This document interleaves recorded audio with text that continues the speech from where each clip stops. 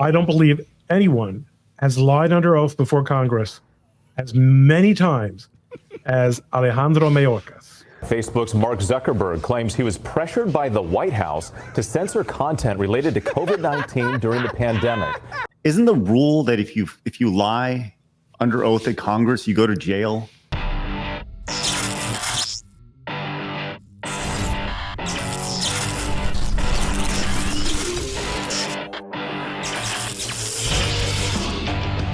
Renegade Online.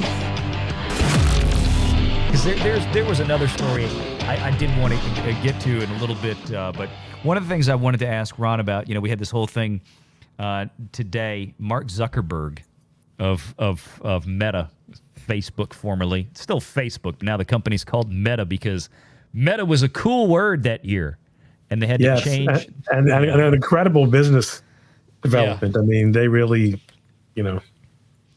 Oh yeah. It's absolutely amazing. So we had a bit of a news break today, did we not? Let me pull up. I found, I think, the most perfect video cut that set this up. For those of you that don't know what we're talking about, and this, I want everybody to imagine for a second, this certainly extends out beyond just Facebook and Meta, if you remember this story. So right. Let's play this. I don't know if you've seen this particular cut, but I thought this was absolutely brilliant. Senator Josh Hawley, 2 years ago, from Missouri, asking this. We have example after example of this administration coordinated, apparently, according to a federal court, by your agency, pressuring, coercing social media companies to engage in censorship. Is that constitutional? That is unequivocally false. Is what the emails show. It is unequivocally false, Senator. Now, I want you to, just for everybody's own edification here, Alejandro Mayorkas, he's still there. He's the head of Homeland Security, DHS. Okay, this is who was on the witness stand, as it were, at this Senate hearing. Ron, no one has in my many years of observing American politics. Mm-hmm. I don't believe anyone has lied under oath before Congress as many times as Alejandro Mayorkas. Ron, I'm not super familiar. I'm not a lawyer, right? If I can, but isn't the rule that if you lie under oath at Congress, you go to jail? Isn't that the rule? That is the rule for Republicans. Yes. Oh, okay. I wasn't okay. My fault. Just calling the balls and strikes. All right, let's get back to it. You are not pressuring the big tech company. I'm going to back it up a little bit. False. Is what the emails show. It is unequivocally false, Senator. You are not pressuring the big tech companies to take down accounts. You are not meeting with them to ask them to censor on your behalf. That is correct. We are not. Here's my point. Talking about Facebook accounts, folks, right? Talking about during the pandemic and the lockdown and all this kind of stuff.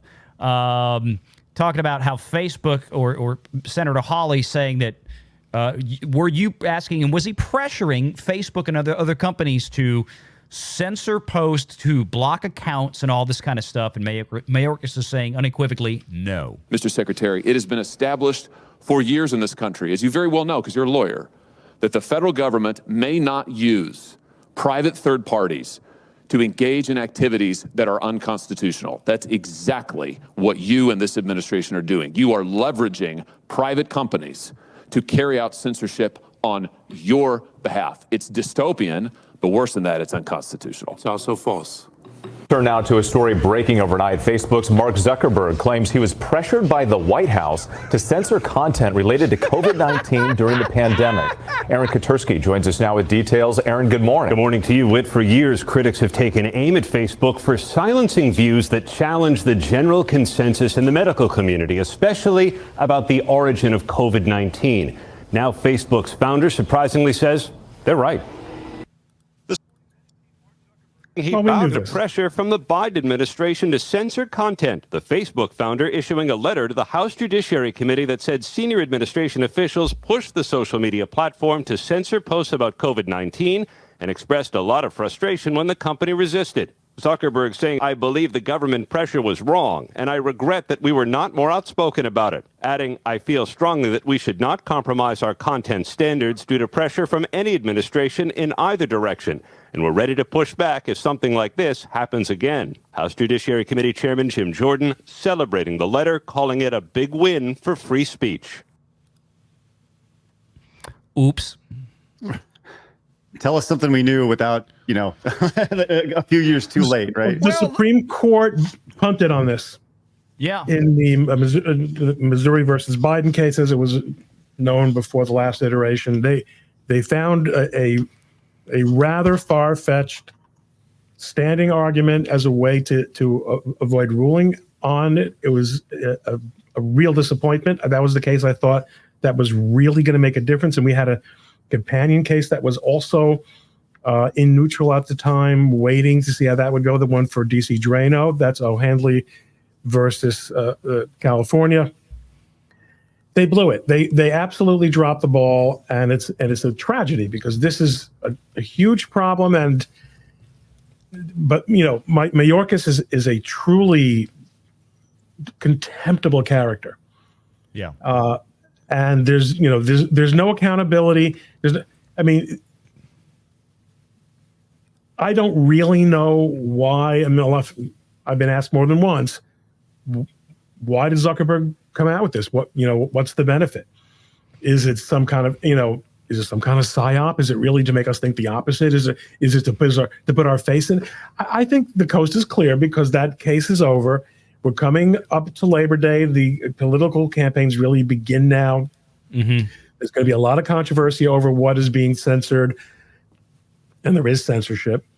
As long as it's not government censorship, it's completely legal. You can then have debates about how much should YouTube censor and how much should X censor. You can have that debate, but there's no debate that the government can't and shouldn't do it, and that the government has done it and is continuing to do it.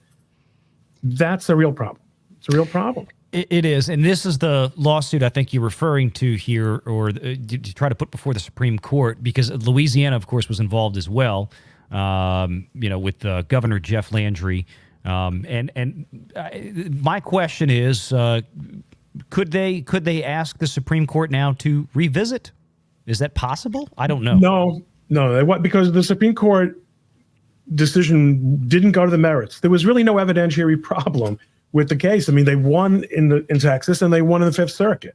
Mm-hmm. The Supreme Court said, "Oh no, the case shouldn't have even been considered because the plaintiffs weren't really injured or didn't appropriately demonstrate injury."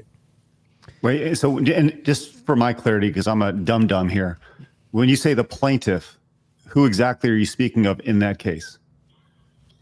In the case that was dismissed, it was there were a number of plaintiffs, including state attorneys general. Okay, but what about I don't know, the American people being injured by this by this? Okay. That's sort of the approach that the attorneys general were taking, which is that on behalf of the state, in other words, on behalf of the people of the state of Missouri, the state of Louisiana, et cetera, our citizens have been injured, and here's how. How? By being censored by the federal government, outsourced to Facebook, outsourced to Twitter, outsourced to YouTube. Mm-hmm. That's really a pretty damn strong claim. Can I tell you? We did our best. I wasn't involved in that case, but we did our best in the companion case. Yeah, and here it is. I wanted to find this post, and this is why I brought up the article a second ago, and why I asked you that question, is because earlier today, my boy Jeff Landry here in Louisiana, we love this guy. Been a fan of his for a long time, well before he was governor, actually before he even got elected as attorney general prior to being governor. He posted this on X today. In the June Supreme Court ruled against our case regarding the White House's censorship. Well, I'm wondering what they're saying now. So it's done, Ron, if I understand. So there's no way this can go back? Yeah. It's not going back. Yeah. Wow. Could there be a separate, I guess there's Yes, there could be a brand new lawsuit if you can prove facts of censorship by the government that would not have been covered by the original claims, and it's going to get litigated. One of the big knocks on the Supreme Court over the last 5 to 10 years has been, and among those knocking it for this reason have been justices such as Justice Alito, that it will only take a case when it is just perfectly framed and perfectly postured, and that's not really how litigation works. It's not really how problems come up, and the timing of the Supreme Court's dismissal of that case right ahead of the election was shameful, absolutely shameful. Yeah, I mean, I tend to agree with you. I think this letter comes out now because what does it matter, right? What can we still do? I kind of, part of me wonders what, and maybe there was something I missed. I mean, I genuinely am asking this. I wonder what compelled Zuckerberg all of a sudden to make this statement. I mean, the only thing that just popped into my head actually a couple of minutes ago was, there is a lot of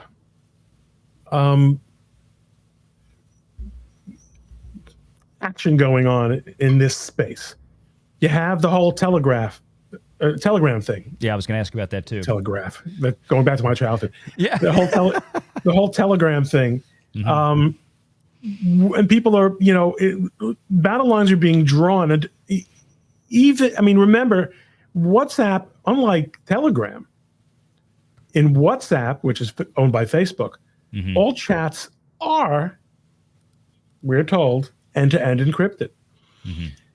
And notwithstanding his waffling in the past, he may very well be setting up a posture that if foreign governments try to do to us what they're trying to do to Telegram, we're going to have to be a little bit more like Elon and a little bit less like